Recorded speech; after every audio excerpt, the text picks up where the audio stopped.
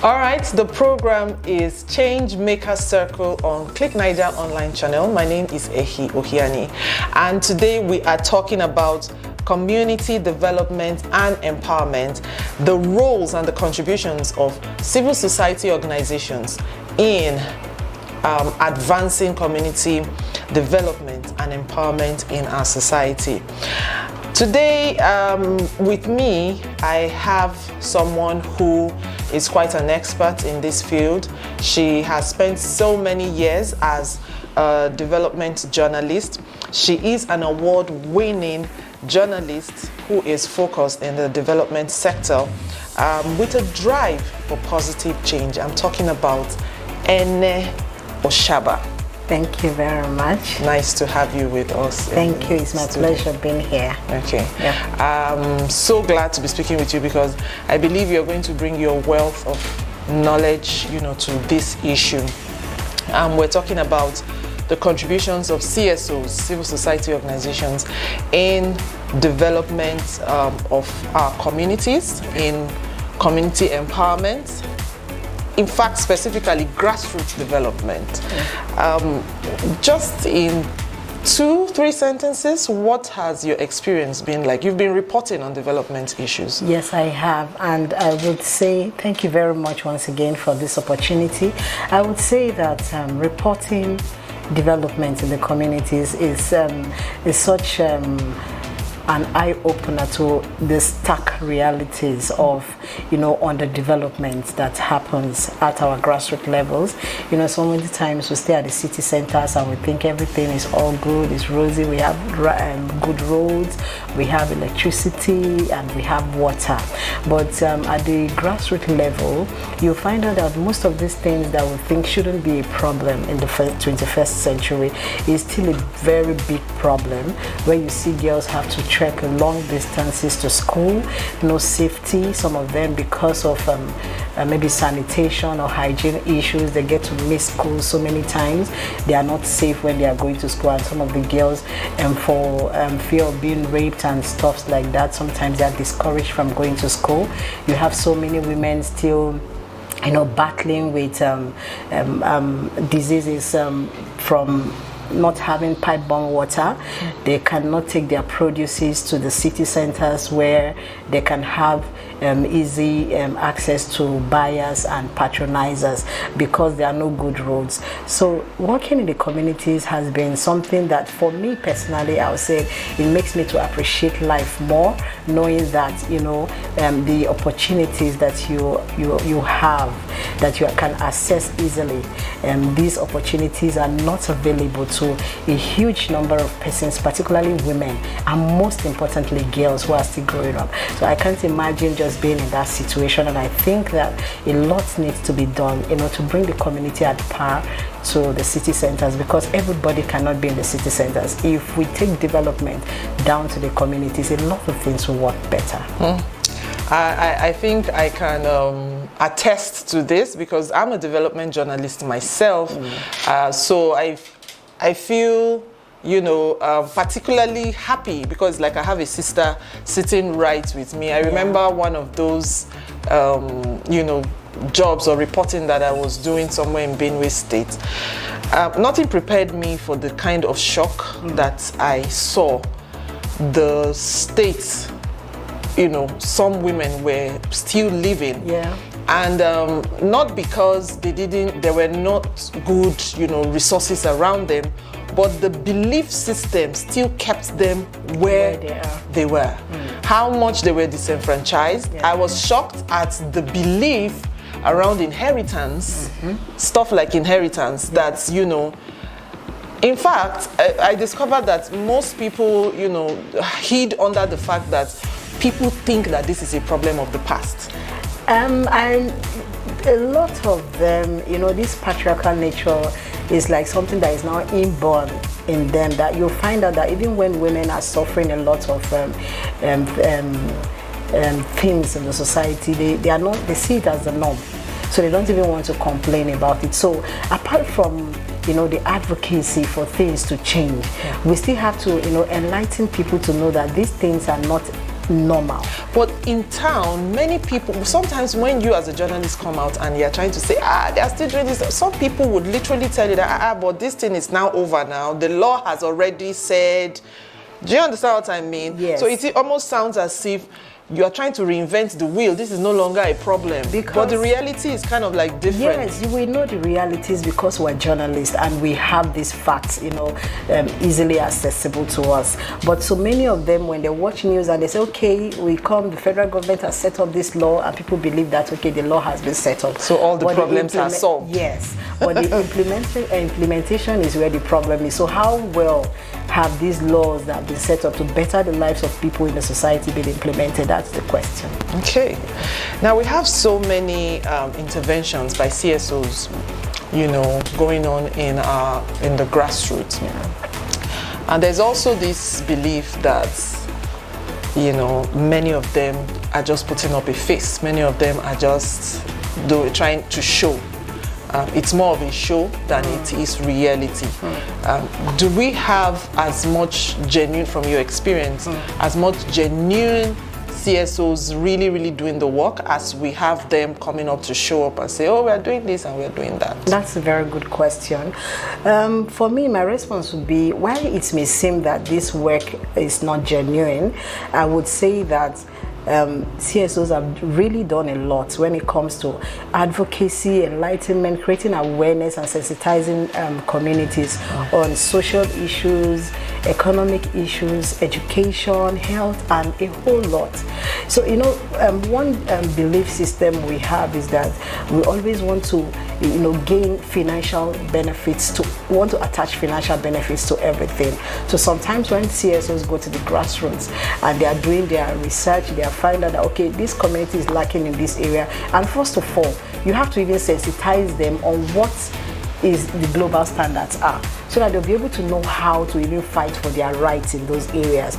But one challenge I know that community CSOs have faced going down to the communities to carry out some of these sensitization programs is that when you go there, they believe you are coming with money, because of course we know how politics run in our nation. So when anybody is coming for any intervention, okay, you have collected money from funders somewhere, so you want to come and use us to make money. So instead of them to listen to your message and be able to grab what you are able to tell them so that they can fight for their future, they are looking for the immediate benefits. And that's why sometimes the problems keep lasting for a very long time.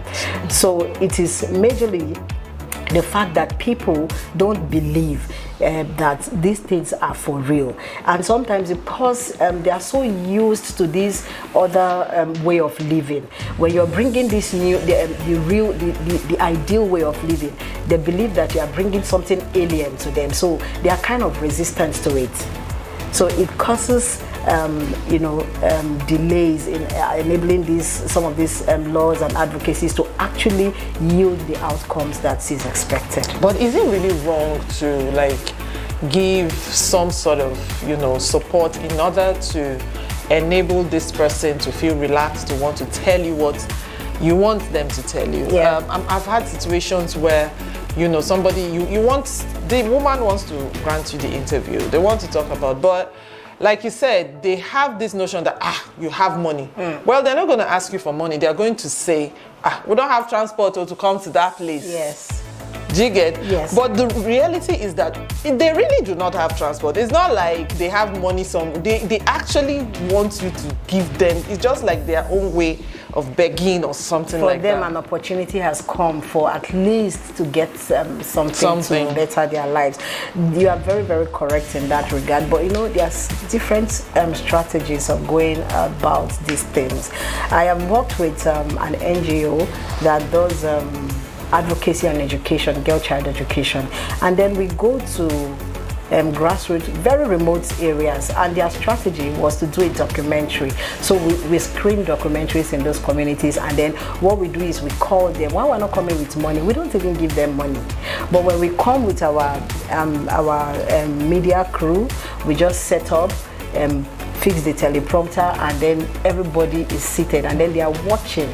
So sometimes we share success stories of communities that have had advocacies and then things have started working better. So when you bring such advocacy to those people, they are interested because most times some of them don't even have televisions. Some of them they have not even heard some of these messages. So we bring these messages to their own local languages, the way that they can understand it better. So it's like a community gathering where everybody will sit on the floor with them and everybody watches the documentary and they are so interested in it, and then they begin to open up.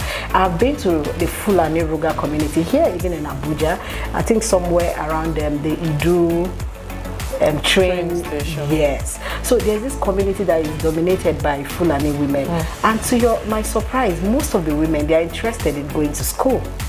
But because all they grew up to know was just become a beautiful girl and keep yourself and get married, that was the highest achievement that they knew.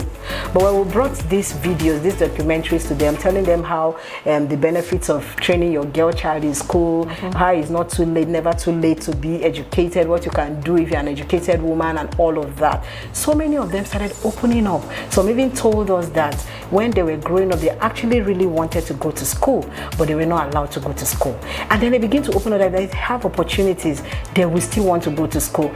And then aside, missing out in education, they are already making commitments that they will not allow their children, especially their girl children, to really go through. Yes. So that's how you know that this is already yielding results, because they are saying we missed out. We don't want our children to miss out because we want a better life. So there are different strategies. It just depends on the message that you're trying to pass to the people. You should be able to do, your research, know what they want, and be able to put up things together so that you know how best, to talk to these people. Okay. Yeah. All right. So now, like you rightly, talked about or started to talk about some of the things that may stand in the way of CSOs trying to carry out their jobs in the grassroots. What are some of the most prevalent problems that CSOs face in trying to carry out grassroots interventions? I think if I want to mention a problem, everybody will know the first thing I will mention is funding, because it takes a lot to actually, carry out all of these interventions at grassroots level, because, you have so many things to spend on logistics and all of that. So funding is one of the challenges, and then bureaucratic hurdles, where you see communities that have representatives and they collect their allocations, and they don't want to use it for what it is meant for, and then they don't even want anybody to go open up those communities' eyes to what is their right, what's due them, right? So they just keep these people, and I've heard cases where some CSOs go to some communities and then they are asked to just leave the issues the way they are. I know in this Abuja, in Gwagwalada Area Council, I know that there are places where people have wanted to build roads, accessible roads for women, for girls to go to school, for people to do their businesses. And then we hear, let me say it's a rumor, that they said, no, your life is threatened. If you repair this road, you are in trouble. Wow. So the road should be where it is, because they are using it to achieve a political aim, which I don't even understand. Yeah, but it's possible it's a political aim, but usually the undertone to this is finance. There is money going somewhere. Yeah. That is why. So these are some so these are some of the challenges that CSOs face. And then I was discussing with my colleague the other day that there's a popular story that sometimes when you think that because of you're a professional and you know that okay, you are going to this community, they don't have water, you see girls struggling, going to fetch water for hours, they'll get tired before going to school. So you thought that no, this community, they actually really needed water. And then you now source for funding, you have done your background checks, and you are really sure that they needed water. So you went to this community and you dealt water, you provided water for them. And then the result, the backlash is that the women are not happy with you, because some communities have said that their problem is not really lack of water, because that time they are going out to fetch water is the time the women use in bonding. And some of them said because they live in matchbox houses. They don't have the kind of spaces that we have in the city centers. So by the time they send their kids to go fetch water, that is when the husband and the wife will have time for themselves. Okay. So it has become a challenge that even when you think that you have done your background check, you have done your research, and you thought that this is actually what they need, which is actually a need, because you see them suffering. You see girls missing out in schools. You see women going to their businesses, the areas of their businesses very late and missing out on the contributions or the sales that they're supposed to make because they have spent so much time trying to get water.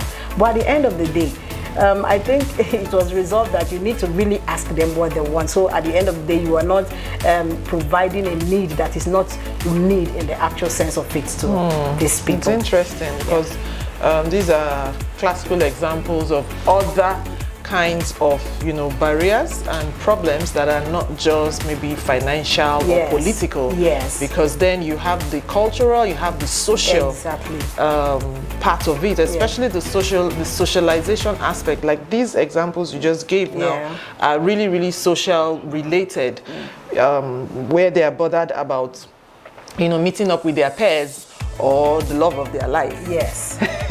Also patriarchal problems and challenges where they feel that, oh no, you are coming to enlighten our women, we don't want them, we like them the way they are, so you are coming to now make them to become rebellious. So that's another challenge. I mean, but usually most of the interventions or all the interventions are not just for the women. Yeah. Maybe because I'm a woman and because most of these issues affect women more. Okay. Maybe that is why I'm tilted towards mentioning women in everything I say. But actually, it's not just women, because like the previous example I gave, the men too were not happy that water was brought to closer to the houses, because that time the children are going out was a good time for them to meet. So if you can't meet with your wife, and then you know what the results creates are, other tensions and creates other tensions in the house. Okay. So it's not just women based, it's general. Now, carrying out these interventions in the communities, usually you would leave your comfort zone and your safety zone. What are the risks involved in getting into communities and trying to carry out interventions?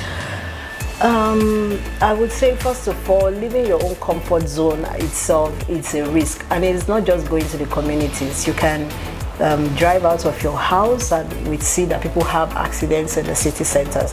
But because we're basing this on at the community centers, I'll say that for me, from the experiences I've had, I've gone to security-prone areas like the Northeast.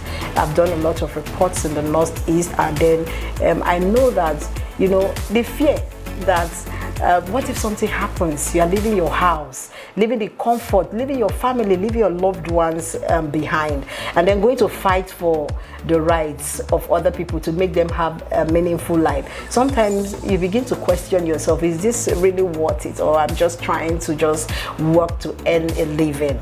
You understand? Because these areas are very, very prone, they are very risky areas to go to. Hostile environments, and then nobody wants to lose their life because they are working. Because going to those areas, I know that there was a time we went to a community. Is it Mongono? I can't remember specifically, but we went to that community. Of course, we went to enlighten them on education and so many other social issues and things we thought that they needed to have more knowledge about. And then when we're going to such areas, we don't go with money, because we know already that they are expecting something from you. So we go with food stuff. So before we go, we had already arranged all of the food stuff in different bags, so that by the time we finish our messages, then of course, before we went to such communities, we have facilitators on ground who would try to get us leads, try to arrange the place. If we're meeting with the community heads or anybody we're meeting with, we already have people who are working in that community, who are respected, who are known, so that it's not like strangers are just coming into the community. So when the community is seeing these people, they welcome us. So when you go to such communities and you finish doing your work, and then it's time for you to share all of these things that you brought, then the numbers you're having on the list will be like triple. And they keep increasing. And they keep increasing, because once one person gets her own intervention, she goes back to announce to the others. And those who have not heard before, even those who are even adamant to put their names on the list, all of them will come back, and they're expecting that they should get something back. And you know how such situations can be. It was very risky. I was in a community one day where these interventions didn't get to everybody, and before we know it, we saw thugs all over the place. They were just threatening us with knife and everything. So it took the intervention of the local chief in that area to just they had to just move out of that area with his own vehicle. Wow. So it was that risky. It was that risky, and so many other risks that are attached to it. So it's not an easy thing, but I would say I would give it to CSOs, because I would want to say that it's really passion that can make somebody to want to leave your comfort zone, to go intervene in an area that is not even in your own community. You understand? So I'll give it to the CSOs. The CSOs are really doing a lot. If I want to say that, and people who have gotten enlightenment on so many issues today, if not for the advocacy from CSOs, I don't think government can go to such hard-rich areas. We all know how it is. So, and that is why you keep hearing that people are saying, government alone cannot do this thing, government cannot do that. But communities are there as intermediaries between the government and the people.